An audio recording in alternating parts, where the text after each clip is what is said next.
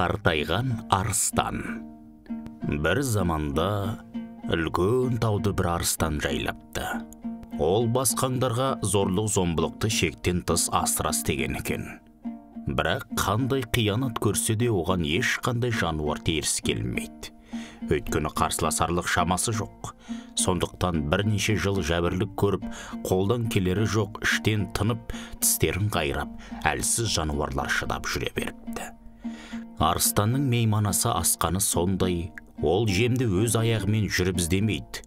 Оған өзінің бұйрығы бойынша семіз сиыр, семіз жылқы, қой, бұғы, марал секілді жануарлар белгілі тәртіп бойынша келіп тұрады.